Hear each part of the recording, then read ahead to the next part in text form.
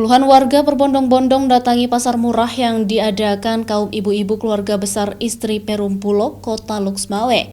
Warga pun rela antri di pasar murah yang berlangsung di halaman kantor Bulog demi mendapatkan beras dan minyak goreng murah.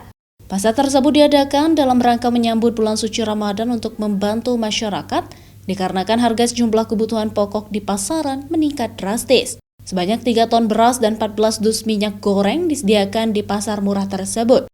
Untuk beras berukuran 5 kg dijual seharga Rp47.000 dan minyak goreng seharga Rp32.000 per 2 liter. Berat bedanya.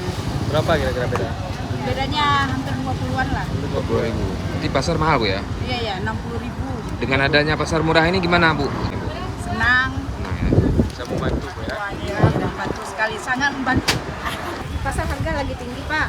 Jadi kita membantu masyarakat menyambut bulan suci Ramadan itu aja sih intinya. Untuk harga di beras Rp47.000 per 5 kilo, untuk minyak goreng di Rp32.000 per 2 liter.